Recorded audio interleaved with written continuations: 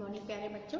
आज हम पढ़ने जा रहे हैं बच्चों, हमारी जो बसंत भाग 3 है उसका छठा पाठ। कौन सा पाठ? पाठ 6, जिसका नाम है भगवान के डाकिए। तो जैसा कि पाठ का नाम है भगवान के डाकिए, और इसके जो कवि हैं कविता के, ये एक कविता है बच्चों, और इस कविता के कवि जो हैं वो हैं हमारे रामधारी सिंह दिनकर जी, जिन्होंने इस कविता को लिखा है। तो आज हम बच्चों कौन सा पाठ कविता पढ़ने जा रहे हैं? भगवान के डाकिए। ये एक बहुत प्यारी सी कविता है बच्चों, जिसमें हमारे जो कवि हैं उन्होंने हमें बताया है कि किस तरीके से जो हमारे भगवान के डाकिए, मतलब भगवान के द्वारा भेजे हुए जो हमारे लिए संदेश लेकर आते हैं। जैसे कि डाकिया आप जानते हो किसको कहते हैं? पोस्टमैन को कहते हैं। जो हमें घर घर डाकिया हिंदी में पोस्टमैन को कहते हैं। तो पोस्टमैन जैसे घर घर चिट्ठियाँ भेजता है, इस तरह जो भगवान के डाकिए वो कौन है? पेड़ पौधे पहाड़, ये सब बादल, ये सब कौन है? भगवान के डाकिए हैं, जिनकी लाई हुई चिट्ठियाँ हम लोग नहीं बाँच पाते। कौन बाँचते हैं? पेड़ पौधे पहाड़, ये सब बाँचते हैं, क्योंकि भगवान के डाकिए भगवान के द्वारा भेजा हुआ संदेश सबको बाँटते हैं। तो इस पाठ के माध्यम से हमारे कवि बस हमें यही बताना चाह रहे हैं, क्योंकि जैसे मैंने आपको बताया डाकिया पोस्टमैन को कहते हैं, इंग्लिश में जैसे पोस्टमैन कहते हैं, हिंदी में उसको डाकिया कहते हैं। तो चलो हम अपनी कविता शुरू करते हैं, भगवान के डाकिए। और कवि कौन है? रामधारी सिंह दिनकर जी। तो कविता शुरू करते हैं। कविता की मैं पहला पद पढ़ती हूँ, पहली कुछ पंक्तियाँ पढ़ती हूँ। पक्षी और बादल ये भगवान के डाकिए हैं। पक्षी और बादल ये भगवान के डाकिए हैं, जो एक महादेश से दूसरे महादेश को जाते हैं। जो एक महादेश, महादेश कहते हैं विशाल देश को, बड़े देश को। तो पक्षी और बादल, कवि क्या बता रहे हैं? उन्होंने इस कविता के माध्यम से बच्चों हमें पक्षी और बादल को डाकिए से उनकी कंपेयर यानी तुलना की है, और कहा है कि पक्षी और बादल जो हैं ये भगवान के भेजे हुए डाकिए हैं, जो एक देश से दूसरे महादेश जाते हैं। जैसे आपने देखा है कि बादल जो होता है वो खाली ऐसा नहीं है कि भारत का बादल है तो भारत में ही रह जाएगा, या ये दूसरे नेपाल का बादल है तो नेपाल में। क्योंकि हम मनुष्य लोग जो हैं अपने आप को बहुत बुद्धिजीवी मानते हैं, लेकिन हम एक सीमाओं में बंध कर रह गए हैं। लेकिन जो भगवान के भेजे हुए डाकिए हैं वो किसी सीमा को नहीं मानते हैं। वो क्या, वो एक देश में बंध कर भी नहीं रहते हैं। हमें कहाँ पता चलता है कि एक देश का बादल है या दूसरे देश का बादल है या ये राज्य का है? हमने तो अपने आप को राज्यों की सीमा में भी बांध लिया है। हमने अपने आप को राज्यों की सीमा में भी बांध लिया है। लेकिन जो भगवान के भेजे हुए डाकिए हैं ये किसी सीमा में नहीं बनते हैं, बल्कि ये सीमाओं से परे हैं। ये कहाँ का हमें पता ही नहीं चलता। ये एक देश से दूसरे महादेश को जाते हैं, मतलब इनके अंदर ये किसी बंधन को नहीं मानते, इन्हें किसी सीमा का पता नहीं, क्योंकि किसके द्वारा भेजे हुए हैं? ईश्वर के द्वारा भेजे हुए डाकिए हैं, जो किसी सीमा यानी किसी बंधन में बंधे हुए नहीं है। ये एक देश के इसमें दिया है कि जो एक महादेश से दूसरे महादेश को जाते हैं, मतलब एक महादेश से दूसरे मतलब एक जगह से दूसरी जगह जाते हैं। ये किसी बंधन में नहीं है, इनके लिए कोई सीमा नहीं रखी हुई है कि ये बादल वहाँ नहीं जा सकता, यहाँ का बादल वहाँ नहीं आ सकता। तो ये क्या है कि भगवान के डाकिए किस किस को पता है? पक्षी और बादल को। आपने पक्षियों को भी देखा है, वो उड़ते हुए कहाँ तक चले जाते हैं, वहाँ कोई सीमा नहीं होती, उनकी कोई सीमा नहीं है। ना उनको किसी सीमा में रोका जाता है कि यहाँ इस देश की सीमा खत्म हो रही है तो आपको यहीं तक उड़ना है, या इस देश की सीमा यहाँ खत्म हो रही है आपको इस सीमा तक उड़ना है। ऐसा कुछ भी नहीं है। वो एक देश से दूसरे महादेश निडरता से, मतलब आराम से जाते हैं, और वो किसी बंधन में नहीं बनते। हम तो समझ नहीं पाते इनकी लाई चिट्ठियाँ केवल पेड़, मगर उनकी लाई चिट्ठियाँ पेड़ पौधे पानी और पहाड़ बाँचते हैं। बाँचना यानी पढ़ना, मतलब हम तो उनकी लाई चिट्ठियाँ नहीं पढ़ पाते हैं। उनकी लाई चिट्ठियाँ कौन पढ़ता है? मगर उनकी लाई चिट्ठियाँ पेड़ पौधे पानी और पहाड़ पढ़ते हैं।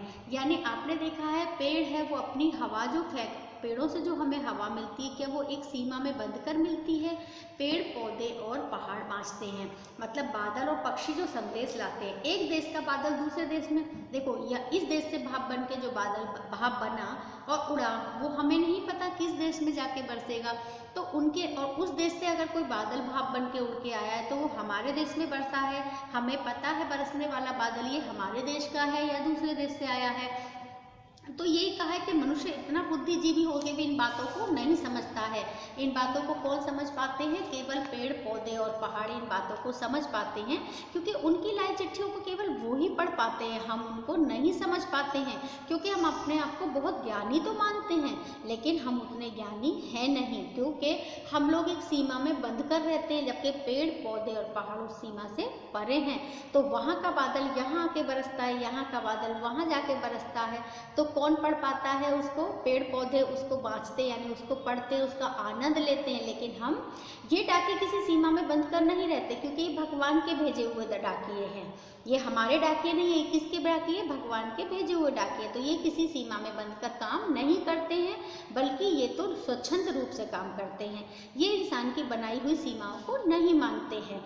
तो यह संदेश हमारी समझ में आए, इसलिए ये हम बात हमारी समझ में नहीं आती है, पर हमारे जो पेड़ पौधे, पानी, पहाड़, ये सब जो है, इन्हें ये भली प्रकार पढ़ते हैं उन संदेशों को। जब वो संदेश लेकर आते हैं, ये संदेशों से प्रभावित भी होते हैं और उसी अनुरूप से व्यवहार भी करते हैं। वो दूसरे, क्योंकि वो खुश हो जाते हैं जब दूसरे देश का बादल आके हमारे यहाँ बरसता है, पानी खूब बरसात करता है, तो पेड़ पौधे सब बहुत खुश हो जाते हैं। वो उस संदेश को पढ़ते हैं, उसकी खुशबू को भी महसूस करते हैं, हवाओं की, लेकिन हम उसको नहीं समझ पाते हैं।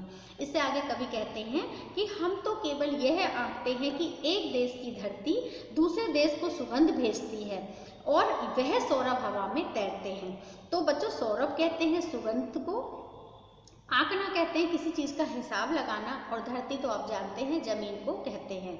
आंकना किसी चीज़ का यानी हिसाब लगाना, कि आंकते हैं उस चीज़ को, और सौरभ कहते हैं सुगंध को। तो इसमें यही कहा है कि हम तो केवल यह आंकते हैं कि एक देश की धरती दूसरे देश को सुगंध भेजती है और वह सौरभ हवा में तैरते हैं, क्योंकि हम तो केवल इतना ही समझ पाते हैं, इससे ज़्यादा हम नहीं समझ पाते। तो वो क्या बताना चाह रहे हैं कि वो यही कह रहे हैं, कभी हमें यही बताना चाह रहे हैं कि हम तो केवल ये आंकते हैं, हिसाब किताब ही लगाते रहते हैं कि इतना हमारी सीमा है, इतनी सीमा है, लेकिन वो लोग ये आकलन नहीं करते। वो लोग ये सब नहीं सोचते हैं, बल्कि वो क्या सोचते हैं? वो दूसरे देश से आके यहाँ आके गिरते हैं, और उससे लाई हुई जो चिट्ठियाँ हैं वो बड़ी खुशी खुशी पेड़ पौधे और ये पहाड़ उसको खुशी खुशी बाँचते पढ़ते हैं उनको हैं। और फूलों, अब आप सोचो कि जो उन पानी से बरसने से फूल खिलते हैं, क्या वो फूल पौधे तालाब बड़े खुश हो जाते हैं जब लबालब उस पानी से भर जाते हैं, बहुत खुश होते हैं, क्योंकि वो बादल किस देश का है, कहाँ से भाप बनकर उड़कर आया है, चला आया है और कहाँ आकर बरस रहा है। वो बहुत खुश हो जाते हैं, वो इस चीज़ को नहीं देखते हैं कि ये बादल कहाँ से आया है, ये पानी कहाँ से भर के लेके आया है।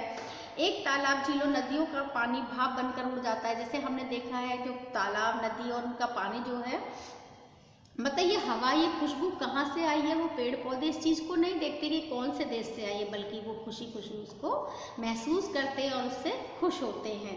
पक्षियों की पाँखों पर तिरता, पाँखों कहते हैं बच्चों पंख को, पक्षियों की पाँखों पर तिरता और एक देश का भाप दूसरे देश में पानी बनकर गिरता है। एक देश का भाप दूसरे देश में पानी बनकर गिरता है, पक्षियों की पाँखों पर तिरता है।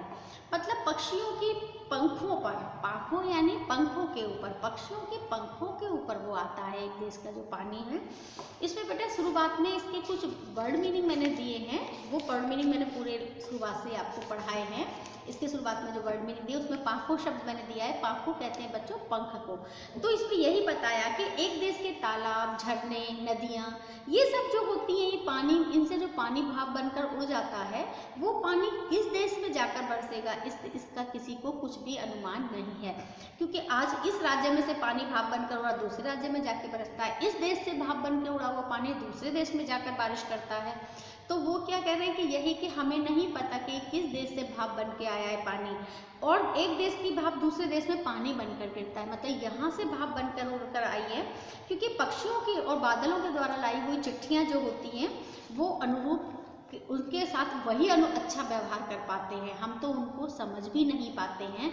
और एक देश का भाप दूसरे देश में पानी बन के गिरता है, मतलब यहाँ का जो पानी यहाँ से जो नदियों, तालाबों, समुद्र, और जो भी पानी भाप बना है यहाँ से उड़कर, वो भाप बनकर दूसरे देश में कहाँ पे जाके बारिश करेगा, हमें इसका पता नहीं है। हम तो अपने पराये के में ही ग्रस्त होकर रह गए हैं कि ये हमारा है, ये तुम्हारा है। हम उन्हीं भावनाओं में ग्रस्त होकर बनते जा रहे हैं। अर्थात ये हमें भेदभाव मिटाकर काम करते हुए एकता का संदेश देते हैं। ये जो बादल हैं और पक्षी हैं, ये हमें किसका संदेश दे रहे हैं? एकता का और प्रेम और सद्भाव का संदेश दे रहे हैं। क्योंकि जब ये एक बंधन को नहीं ये किसी बंधन को नहीं बांधते हैं, तो हम मनुष्य इतने ज्ञानी होकर क्यों इस भेदभाव में को समझते हैं कि ये हमारा देश है, ये दूसरा देश है, इन सीमाओं में बंद कर रह गए हैं। तो यहाँ हमें कवि इस कविता के माध्यम से यही बताना चाह रहे हैं कि हमें ये भेदभाव मिटा देना चाहिए, इस भेदभाव को दूर कर देना चाहिए। बल्कि जैसे भगवान के भेजे हुए डाकिये पक्षी और बादल एक देश से दूसरे देश में जाते हैं, स्वच्छंद उड़ते हैं और उनके पंखों पर वहाँ की जो धूल और हवा की और खुशबू हमारे देश में वापस आती है, उसको पेड़ पौधे वही महसूस कर पाते हैं, हम उसको भी महसूस नहीं कर पाते हैं। बारिश जब बनकर गिरती है तो क्या हम महसूस करते हैं कि बादल भाप बन के दूसरी जगह से आया होगा? हम वो भी महसूस नहीं कर पाते हैं। वो महसूस केवल कौन करता है? पेड़ पौधे, पहाड़। हम तो क्या अपने पराये में बंद कर रह गए हैं। इस कविता के माध्यम से कवि हमें यही बताना चाह रहे हैं। रामधारी सिंह दिनकर जी बहुत बड़े कवि हैं बच्चों हमारे, और ये उस कविता के माध्यम से उन्होंने हमें यही समझाया है कि हमें ये भेदभाव, अपने पराये का भेद मिटाकर आपस में मिलजुल कर प्रेम के साथ रहना चाहिए। जैसे कि ये पेड़ पौधे, पहाड़, पक्षी, बादल, ये सब रहते हैं और एक दूसरे के प्रेम और भावना को महसूस करते हैं। हमें भी एक दूसरे के साथ इसी तरह प्रेम के साथ रहना चाहिए। तो इस कविता में इतना ही बच्चों। तो आपको कविता समझ में आ गई होगी। छोटी सी कविता है, साधारण सा अर्थ है। शुरू में ही पीपीटी में मैंने इसके कठिन शब्द दिए हैं आपको, उनके अर्थ भी दिए जो मैंने आपको व्याख्या करते हुए सारे समझाए हैं। बहुत अच्छी सी कविता है भगवान के डाकिये। तो आपको समझ में आ गई बच्चों। अच्छे से सुनना, ध्यान से समझना और कविता को पढ़ना अपनी पुस्तक में, तो आपको अच्छे से समझ में आ जाएगी कविता। तो आज की क्लास में इतना ही। बाय बाय बच्चों।